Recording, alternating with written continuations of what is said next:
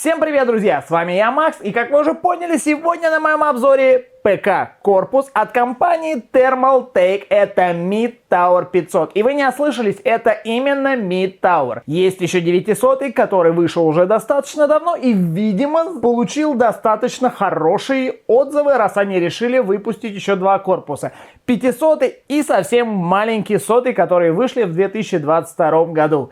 И это мой подарок на Новый год себе. Я считаю, что это самый идеальный корпус именно для меня. И сейчас я вам покажу и расскажу почему, и мы полностью его разберем, посмотрим, что находится внутри, как все подсоединяется, как все выглядит. Коробочка весит 18 килограмм, ну а мы начинаем обзор. Поехали!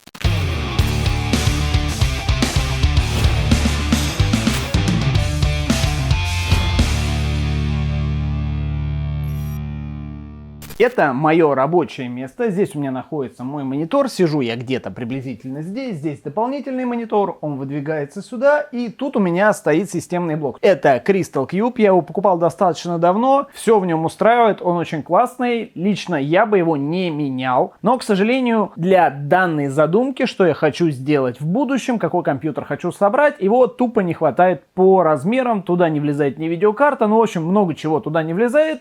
Того, чего бы я хотел туда впихнуть, так сказать. Если кто заинтересовался данным корпусом, у меня есть обзор, ссылку оставлю внизу. Очень хороший корпус, посмотрите, вдруг понравится вам такого плана. Почему я выбрал именно такой форм-фактор, как я вам показал? Если бы я купил стандартный корпус, чтобы видеть то, что находится внутри, а это мне действительно нравится, то есть визуально это красиво, я бы его поставил вот таким вот образом. То есть все провода выходили бы в эту сторону и шли бы за системным блоком к монитору, к клавиатуре. В общем, все это было бы не так красиво, неудобно. Передняя часть корпуса была бы вообще там, я бы ее никогда не видел и не слышал. Если бы я перевернул наоборот, естественно, была бы либо стеклянная, в общем, вся грязь была бы с этой стороны. То есть это для меня был не вариант. Что-то кубическое тоже не подходило, потому что, тупо не подходило по размерам, то, что я хотел, либо внешне не понравилось. Этот корпус станет сюда, он будет чуть-чуть повыше, чем этот, даже поуже. Все провода будут идти через верх. Сюда, это мы чуть попозже обсудим, это офигительно удобно, на мой взгляд. И, как вы понимаете, другой вариант сюда просто, наверное, не подойдет. Я лично не вижу. Если вдруг вы что-то можете мне подсказать, обязательно пишите, вдруг кому-то это понадобится, и он прочтет это под видео. Ладно, поехали дальше.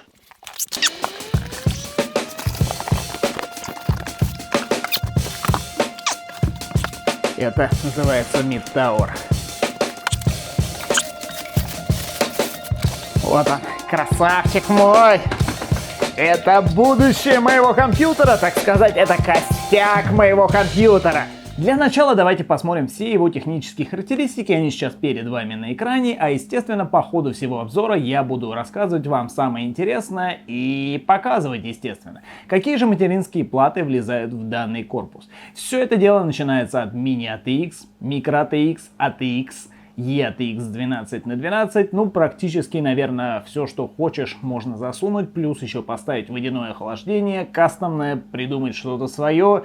В общем, я думаю, что если у вас хорошая фантазия и есть место для данного корпуса, вы найдете в нем все, что захотите. Размер данного корпуса достаточно внушительный. Глубина, то есть от передней стенки до задней, 398 мм, ширина это у нас 388 мм и высота 608 мм. Что касается того, как же подлезть к коннекторам, то есть когда вы подключаете, я не знаю, USB провод, HDMI или еще что-то, все это дело находится вот здесь сверху. Давайте рассмотрим верхнюю часть, а потом уже посмотрим, как снимаются стекла и все остальное. Верхняя часть, здесь есть вот такие вот две надписи, мы на них нажимаем, вот так вот подпрыгивает крышечка, и она абсолютно спокойно снимается. Здесь, естественно, тоже сетка, она не снимается, но можно, я думаю, мыть вместе с этим пластиком, потому что здесь ничего нет такого, что могло бы испортиться.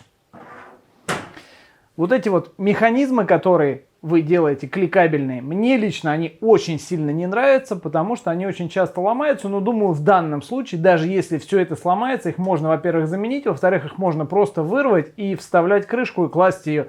Я думаю, что ничего не поменяется. Нужно больше, снимаете дальше. И так далее, разбирается весь корпус. Что касается вот этой части. Сюда вот можно установить вентиляторы 2 по 120 мм, естественно 2 по 140 мм, либо 2 радиатора 240 и 280 мм соответственно. То есть все устанавливается снутри. Здесь очень хорошо все продувается. Каких-то проблем я тоже здесь не нашел. Все достаточно прочно. Можно придумать что-то свое. Как вы видите, да, места здесь вполне себе достаточно. Что касается передней панели, микрофон, наушники, USB 3.0, 3.0, 3.0, 3.0, 4 штуки, Type-C это 3.2 и сброс и включение. Все это дело подсвечивается, выглядит очень симпатично и очень удобно все находится спереди. В задней панели тут, на мой взгляд, вообще все элементарно. У нас идет блок питания. Мы сейчас посмотрим снутри, как все это дело выглядит. Естественно, эта штука снимается, рамка, вы прикручиваете, вставляете обратно. Здесь у нас идет вентиляция, вся вот это вот большое пространство. Сетку, естественно, мы с вами снимаем и моем, если вам это нужно. Дальше у нас идет под блоком питания еще одна сетка. Вытаскивается, выглядит вот таким вот образом. Ну, на мой взгляд, тоже очень удобно. Сполоснули, помыли, если вам это нужно. И все это дело вставляется не очень... Подождите. Нет, все правильно. Все нормально вставляется. Помыли, прилепили, эту тоже сюда прилепили.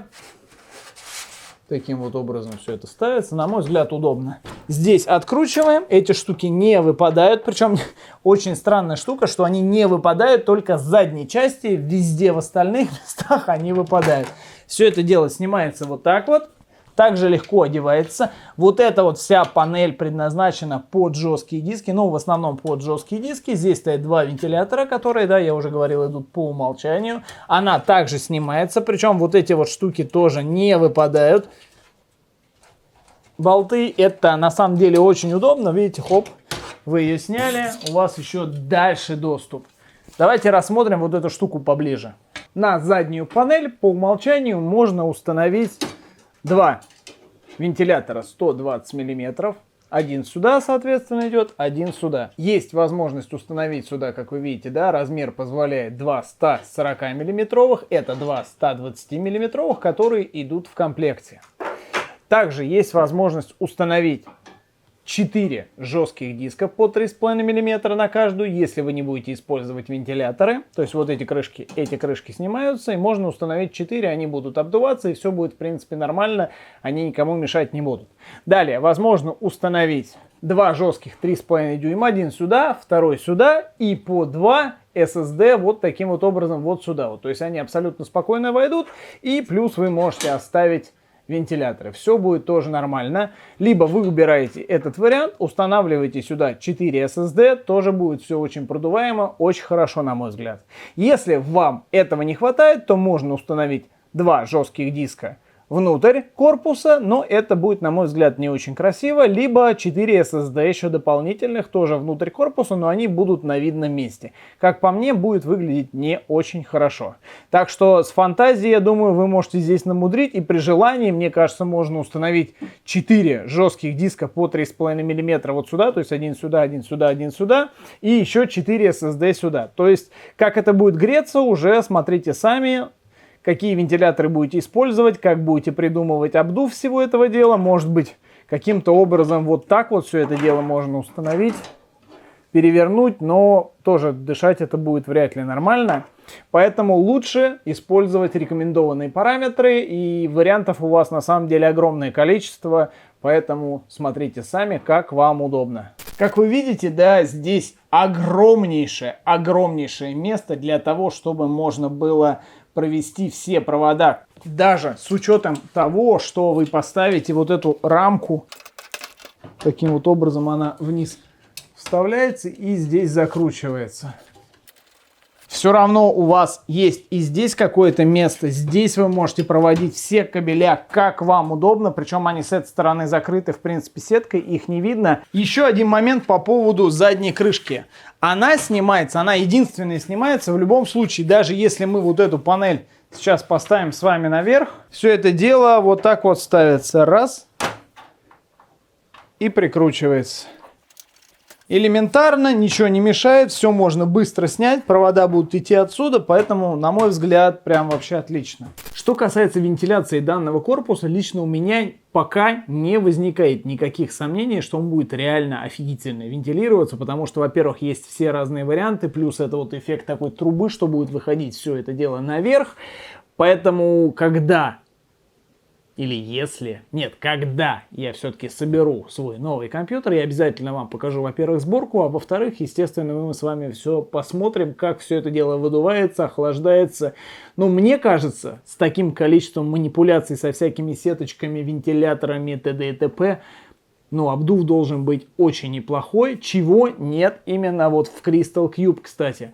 Там достаточно все греется, но не критично. Если поставить достаточно мощные вентиляторы, все нормально продувается насквозь, но все равно стекло закрывает большую часть. Здесь, как вы видите, большая часть все-таки сеток, стекло так. Оно есть спереди, но все продувается со всех сторон, так что имейте это в виду тоже. Что касаемо передних и боковых панелей стеклянных, тут, на мой взгляд, вообще все классно. Единственный минус, наверное, то, что их нельзя снять, не снимая верхней крышки. Но так как она снимается, в принципе, за 2 секунды, то, я думаю, тоже никаких проблем у вас не... Итак, как они снимаются? Просто вот так подцепляем стекло наверх, оно снялось. Это закаленное 4-миллиметровое стекло. Сейчас оно мутное, потому что здесь с одной стороны и со второй стороны, естественно, целлофан наклеен, поэтому вот такой эффект. Пока снимать не буду. И мы попадаем в переднее пространство. Соответственно, очень удобно все здесь делать, если вам что-то нужно. И о чем я и говорил, все это видно, все это доступно. Нижняя часть, она на одном болту. Нужно чуть-чуть приподнять. К сожалению, болтик не держится. Снимается она вот таким вот образом. Кстати, вот вместо вот этой штуки можно еще поставить такую же с экранчиком. Но она стоит дофига денег. И я не знаю, честно говоря, не вижу особого смысла. Либо можно сюда что-то самому придумать гораздо дешевле и что-то интереснее. Каждая из этих панелек оснащена магнитным вот такой вот сеточкой, то есть все это дело снимается, все это дело элементарно клеится, ничего не вываливается, не отваливается, не бринчит, очень удобно, не знаю, на мой взгляд сделано здорово, причем вот эту штуку вы можете поставить как сюда, как с той стороны, в общем все три абсолютно одинаковые. Тут у нас открывается доступ к вентиляторам, сейчас мы тоже об этом поговорим. Что касается стекол, берем боковую панель, то же самое наверх снимается, вы можете ее поставить вот таким образом, можете ее поставить вот таким образом. То есть, если вы будете, например, как я, ставить радиаторы вот в эту сторону, чтобы у вас была возможность продувать все это дело, вы просто сеточкой поворачиваете, здесь у вас красиво, здесь у вас как раз-таки стоит радиатор, и все это дело закрывается очень аккуратно, причем это стекло можно поставить как вот сюда вот, вперед. Я не знаю, зачем это вам надо и вообще надо ли. Ну, мало ли, вдруг вы как-то хотите что-то повернуть, я не знаю. Можете его поставить вперед, назад, в общем, куда хотите, любой стороной, как вам угодно. Здесь то же самое откручивается. Нижняя панель откручивается. Причем самое, что интересное, вот это вот все дело, да, оно тоже на сеточкой, тоже на магнитиках, тоже очень все удобно крепится, удобно снимается и удобно, самое что главное, можно пропылесосить, промыть, я не знаю, все что хотите. Я лично под душем мою, 2 секунды встряхнул, высушил, поставил и все. Вот такие вот палки идут в комплекте, соответственно мы их ставим вот таким вот образом, одну туда, одну сюда.